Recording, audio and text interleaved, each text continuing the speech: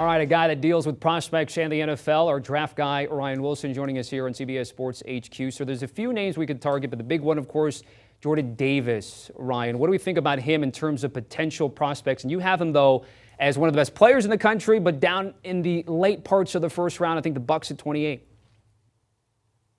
One of the big ones, Tommy, literally and figuratively, 6'6", 330. And the only reason I have him going to the bottom half of the first round there is because he is 6'6", 330 and feels like a two-down player. And in today's NFL, those types of players with those measurables usually aren't on the field for all three downs. You can leave Jordan Davis out there for all four downs if you want. He is a wrecking ball in the middle of that defense, collapsing pockets against both the run and the pass. He does come off the field at times. He doesn't play every single snap. They have a rotation. They have probably 10 guys that are going to get drafted at some point. That's how ferocious his defense has been. But it starts up front with Nakobe Dean. Nakobe Dean's the linebacker who wreaks havoc at the second level. But it starts up front with Jordan Davis, number 99, who you cannot block him with one person. He's going to take up two blockers. That allows players around him, including Adam Anderson on the edge, to get after the quarterback. So you can see right here, these are some big guys who went early and who are having various levels of success. Derek Brown, Javon Kinlaw, Quentin Williams most recently. And I think that if we see a situation where he slips into the top 15, that won't surprise me just based solely on the way he's played this season, Tommy. All right, I said 28. Your mock actually has the Bucs taking 31. So again, late first round and potentially the last pick in that first round, but top 15 upside. Still strong in the back seven, Georgia as well. What about scouts? What do they think about quarterback Darion Kendrick, a former Clemson Tiger who came via the transfer portal? Yeah, that's the word on the street, Tommy. Transfer is the word to remember. He transferred from Clemson. It's rare you see a player transfer from a top program to another top program without some questions. And the questions are, why did he transfer? There's some off-field issues. Dabo Swinney talked about it over the summer. There was an arrest later in the summer that also happened. We haven't heard much about Kendrick in terms of off-field issues now. He's just been balling out. He's playing the best football of his career. This is his third season, and he played at a really high level last year for Clemson, so much so that he was considered a first-round talent for what he was able to accomplish on the field. He's doing that and then some for Georgia. Again, there are so many good players on this defense. They're all helping each other out, but it certainly helps when you have a Jordan Davis up front, when you have a Nakobe Dean at the second level, and then you have someone like Darion Kendrick in the secondary doing the things that he's capable of doing.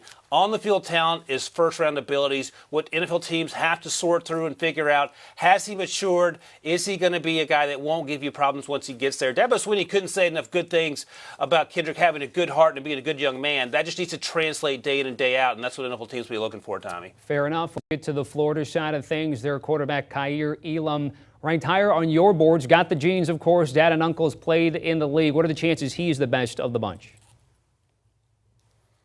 We'll see, and I say that with some hesitation because historically sometimes Florida cornerbacks don't always translate immediately to the NFL, and if we can figure that out, we can make a lot of money, Tommy. But at 6'2", 190 and change, he's an absolute playmaker. He's extremely physical. He's only played 4 games this year. He suffered a knee injury after the Alabama game. He balled out in that Alabama game, and if you need sort of a resume builder, go play well against Alabama and to help get people's attention. He's great in the air. He's great with the high point catches. He can run with any receiver that you put out there. He moves extremely well in space. Sometimes you get these tall guys who struggle with the change of direction. That's not the issue with Kaiir Elam.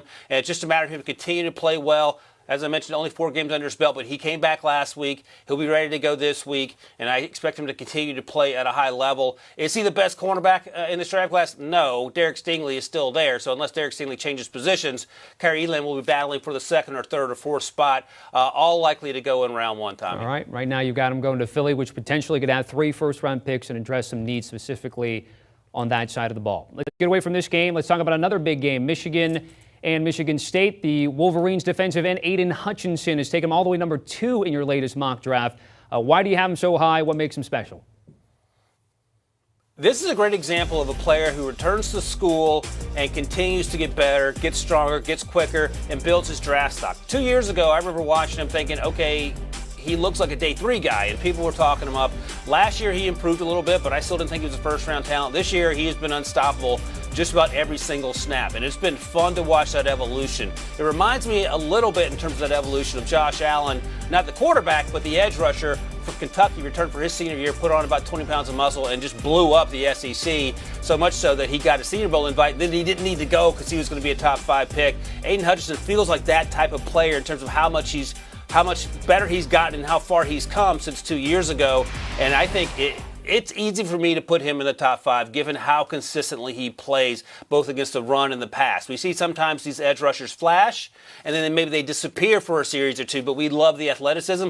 There's nothing not to like about the way Hutchison plays, play in and play out. He feels like one of these easy picks we talk about, Tommy, at the top of the draft, and I think that's why he feels like an easy top 5 selection for me for a team looking for an edge rusher. All right, so you say easy top 5, but would it be hard to jump Tibbs, Kayvon Thibodeau, which have been pretty consistent, your number 1?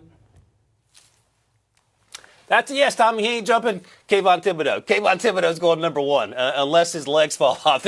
There's no way that doesn't happen for me. If a quarterback goes number 1, that would be even more shocking than Aiden Hutchison leapfrogging Kayvon Thibodeau at this point. I love it. Definitive. It's like, I want you. Yeah, Tommy Trey. There's going to be no. Ryan Wilson joining us here on CBS Sports HQ. I love it, R-Dub. You're my man. All right, remember, you can check out Jordan Davis, Darion Kendrick in action. SEC Game of the Week.